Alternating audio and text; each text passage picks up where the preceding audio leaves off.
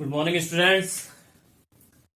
आज हमारा पिछले पार्ट में हमने बात की थी केमिकल कंपोजिशन, केमिकल कॉम्बिनेशंस के जो लॉ थे।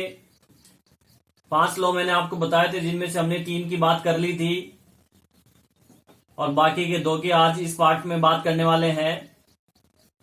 पहले हम बात कर रहे हैं लॉ ऑफ रेसिप्रोकल प्रोपरेशन।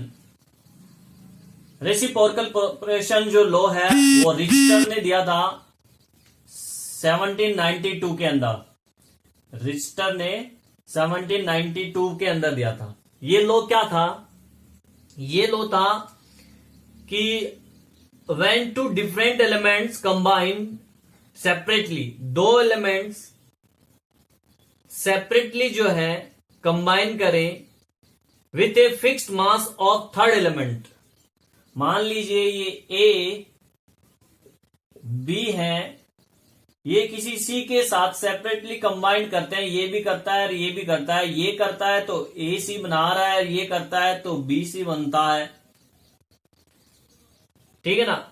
तो सेपरेटली एक फिक्स रेशो से, मास का जो फिक्स रेशो है, 2 एलिमेंट किसी थर्ड के साथ कंबाइन करते हैं तो देखिए इनका जो रेशियो होता है या तो होता है सेम या सिंपल मल्टीपल। सिंपल मल्टीपल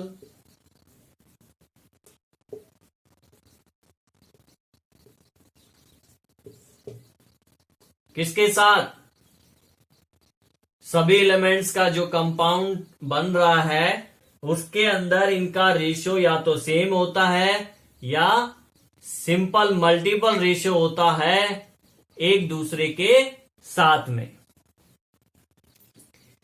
इस डेफिनेशन को हम एग्जाम्पल से समझते हैं। देखिए एक एग्जाम्पल लेते हैं कि ऐसा क्या हो रहा है इसमें, कैसे सिंपल रेशियो।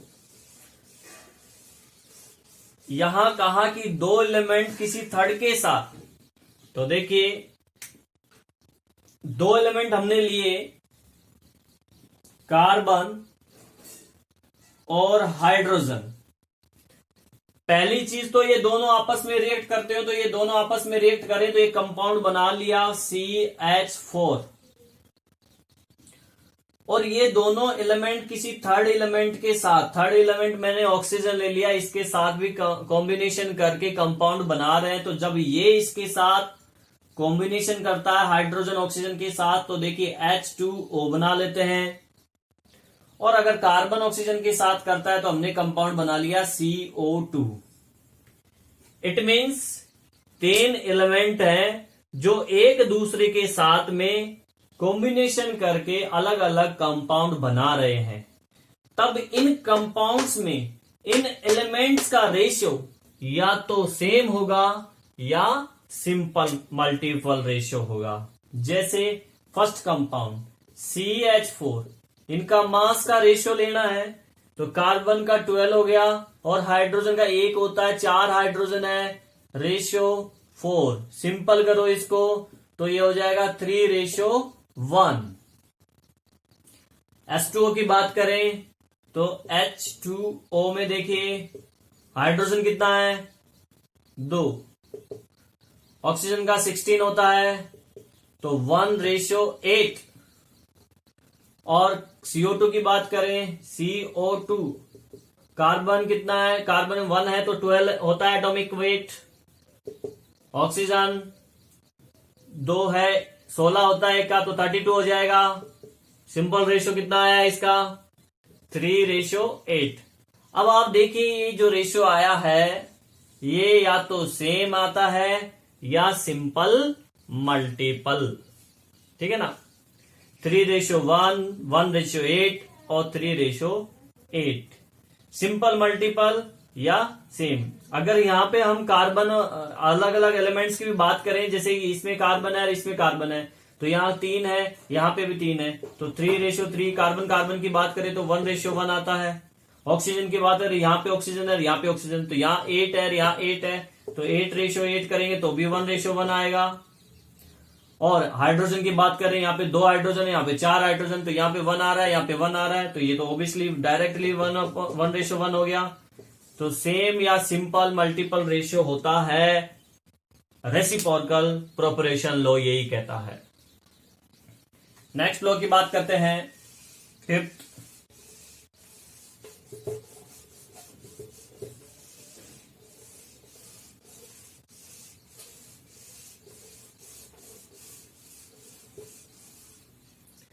देखिए फिफ्थ लॉ है हमारा गैलुशाक law of combining volumes.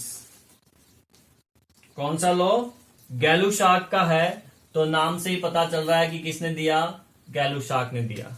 गैलुशाक fifth law है Gay लुशाक।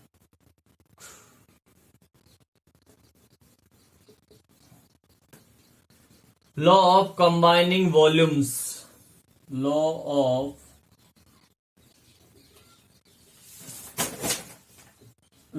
Of combining volume. Law of combining volumes का गैलुशाक का लॉ है। देखिए ये लॉ क्या कह रहा है, ये लॉ कह रहा है कि अगर कोई भी रिएक्टेंट है आपस में रिएक्ट कर रहे हैं, सिंपल गैस के लिए है वॉल्यूम, कंबाइनिंग जो है गैस की बात हो रही है यहां पे। जो रिएक्टेंट, देखो हम जानते हैं रिएक्टेंट और बनाता क्या है, प्रोडक्ट बनाता है। तो रिएक्टेंट कोई भी गैस हो सकती है जो आपस में रिएक्ट कर रही है, तो हमने ले लिया H2 प्लस Cl2 और इनका प्रोडक्ट बना 2HCl। ठीक है, ये भी क्या है, गैस है। यहाँ पे Cl2 भी गैस है एंड HCl ये भी क्या है, HCl तो लिक्विड फॉर्म में भी होता है और गैस फॉर्म में भी हो सकता है। तो यहाँ पे अगर ये भी गैस है, तब गैलुशाक का जो लॉ है वो क्या बोल रहा है, वो बोल रहा है कि इनका जो वॉल्यूम का रेशियो है वो एक सिंपल रेशियो होता है। सपोज किया हमने ये 50 ml लिया हाइड्रोजन गैस, क्लोरीन गैस भी 50 ml लिया, तो ये 50 ml हाइड्रोजन और 50 ml क्लोरीन मिलके कितना बनाएंगे, ऑब्वियसली 100 ml बनेगा। तब इनका वॉल्यूम का रेशियो जो है 50 रेशियो, रिएक्टेंट का रेशियो जो है वो एक सिंपल रेशियो आएगा। क्या आ जाएगा यहाँ पे, 1:1।